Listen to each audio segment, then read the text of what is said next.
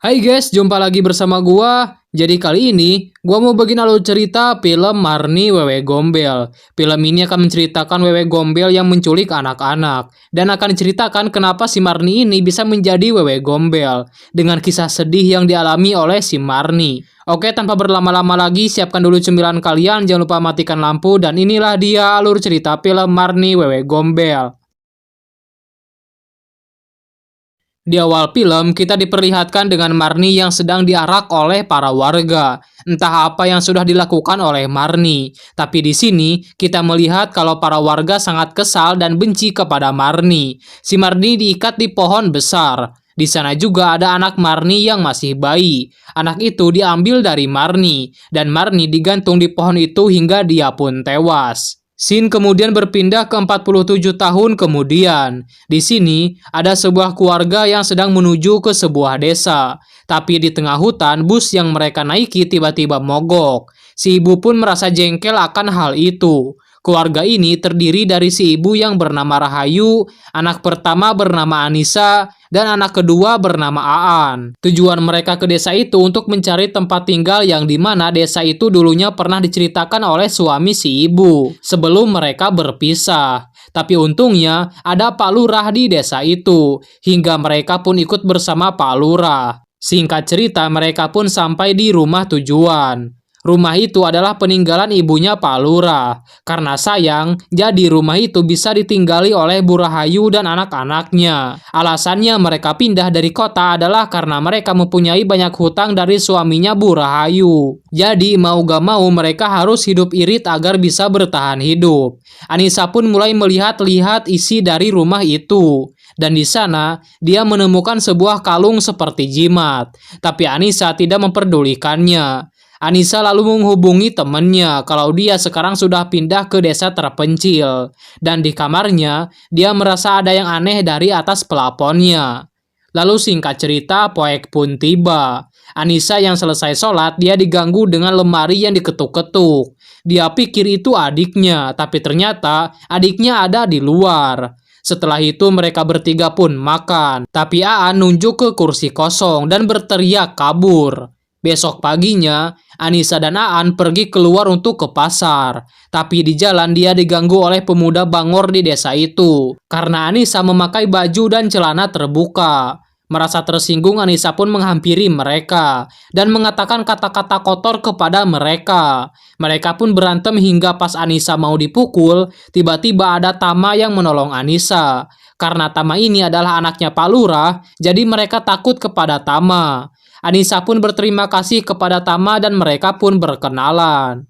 Singkat cerita, pas mereka mau makan malam, si ibu masih terus saja sibuk dengan kerjaannya. Si ibu tidak terlalu memperhatikan anak-anaknya. Setelah makan, Anissa pun membacakan buku cerita kepada Aan. Tapi ternyata itu bukanlah buku si kancil, melainkan itu adalah buku cerita seorang perempuan yang dibunuh oleh para warga. Dan di tempat lain, Tama yang sudah selesai sholat, dia diganggu oleh sosok hantu perempuan. Namun Tama tidak gentar. Dia terus-terusan membacakan istighfar, hingga hantu itu pun menghilang. Sedangkan Anissa, dia mendengar suara tangisan bayi di kamarnya. Karena takut, dia pun mencari ibunya. Tapi anehnya, ibunya seakan seperti sedang mengigo. Dia berbicara sendiri. Lalu Anissa pun membangunkannya. Di siang harinya, Aan tiba-tiba teriak karena dimarahi oleh ibunya.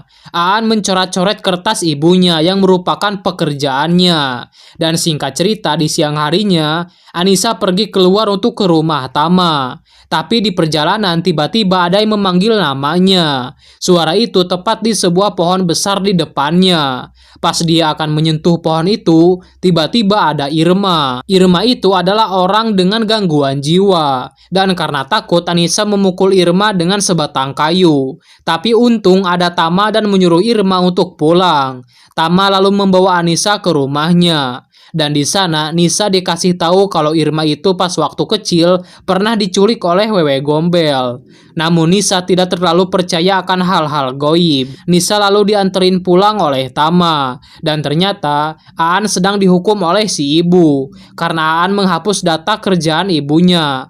Karena marah, Aan dihukum untuk diem di luar. Tapi Anissa turut menemani Aan dan memberikan buku gambar kepada Aan, supaya Aan tidak bosan. Lalu Anissa dipanggil oleh ibunya untuk mengambilkan barang. Dan setelah beberapa jam di dalam, tiba-tiba Aan menghilang dari depan rumahnya. Anissa kemudian mencari Aan ke berbagai tempat, tapi nihil Aan tidak ditemukan. Anissa malah bertemu dengan Irma. Di sini, Irma tiba-tiba menangis tanpa mengatakan apapun.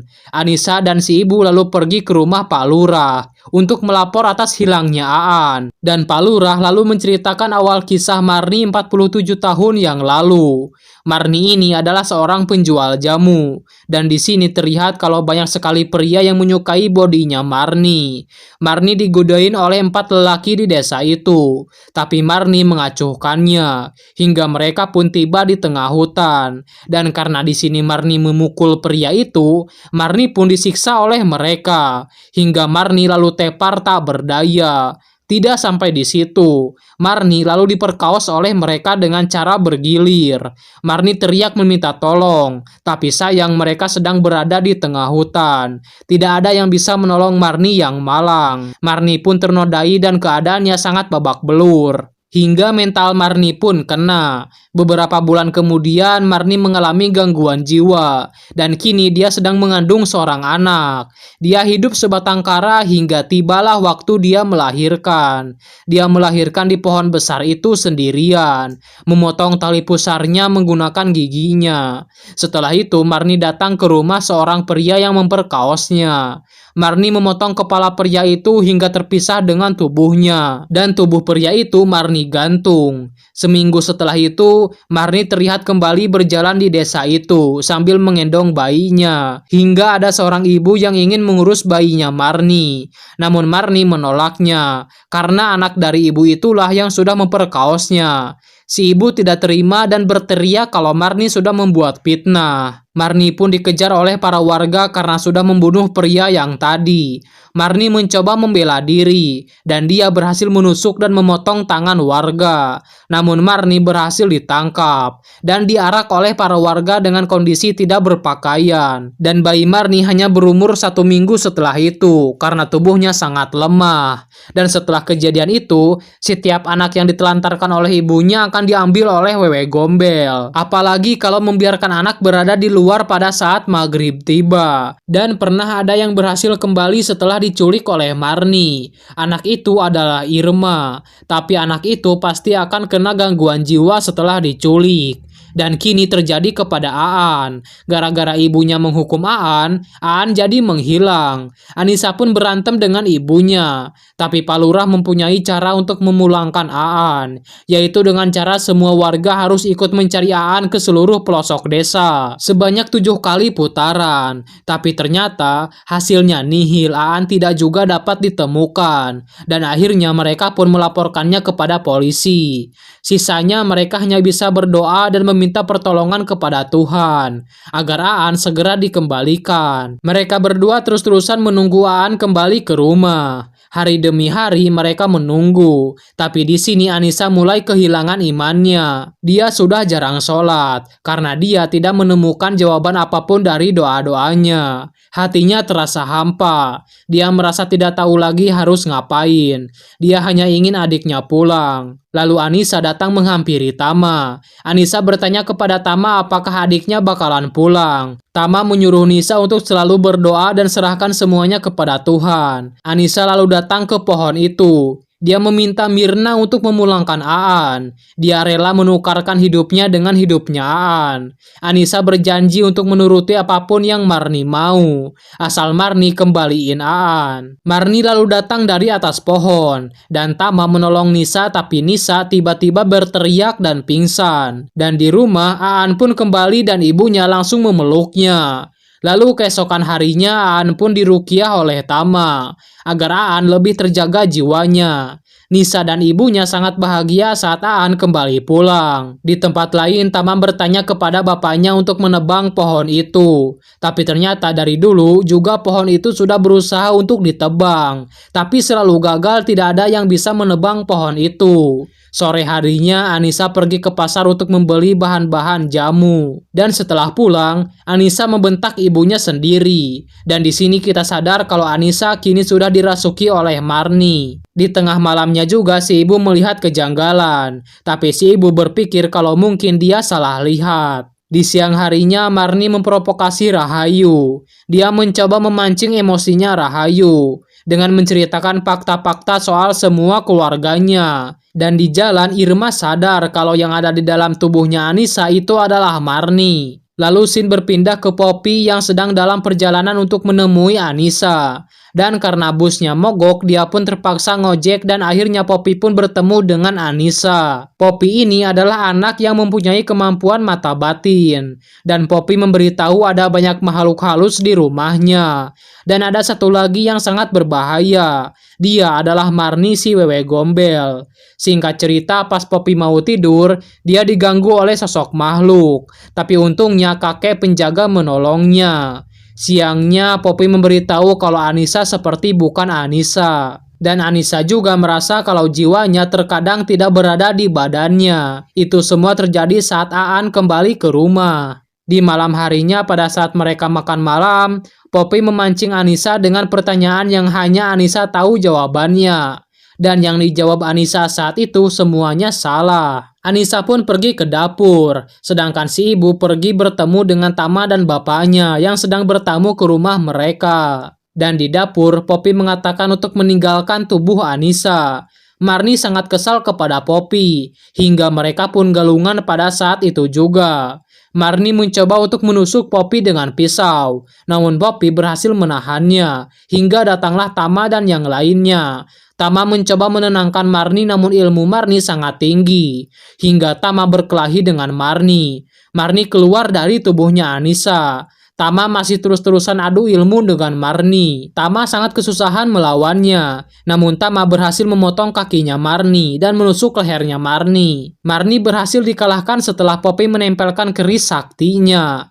Anissa kemudian diikat untuk jaga-jaga kalau Marni masuk lagi ke tubuhnya Anissa. Dan benar saja, Marni masuk lagi dan berhasil menggigit lengannya Tama. Marni kembali memprovokasi semua orang yang ada di sana dengan fakta-fakta yang menyakiti hati mereka. Hingga pada akhirnya Marni pun kembali terbebas. Telinga Tama kembali digigit dan mereka pun tepar. Namun untungnya ada Irma dan Irma berhasil mengusir Marni dari tubuhnya Anissa dengan menjatuhkan diri mereka dari jendela rumah. Namun Marni kembali dengan tubuh aslinya dan berhasil mengambil Aan dari Rahayu. Rahayu memohon-mohon untuk jangan mengambil Aan darinya. Rahayu sangat sayang kepada Aan. Dia sama seperti Marni yang tidak mau kehilangan anaknya. Marni lalu berbicara kepada Rahayu kalau Rahayu harus lebih sayang kepada anak-anaknya. Jangan terlantarkan mereka. Dan Marni pun memeluk Rahayu, hingga Marni menusuk perutnya Rahayu, dan Rahayu pun mati dengan keadaan tubuh berlubang. Marni pun pada akhirnya berhasil mengambil Aan, dan Aan juga terlihat rela untuk diambil oleh Marni. Anissa sempat melihat Aan yang tengah digendong oleh Marni. Dia menangis histeris. Adiknya yang merupakan harapannya diambil begitu saja oleh makhluk yang hina. Anissa hanya bisa pasrah dan menerima takdir. Di pemakaman ibunya, Anissa berjanji untuk menemukan adiknya. Dia sangat yakin kalau Aan masih bisa diselamatkan.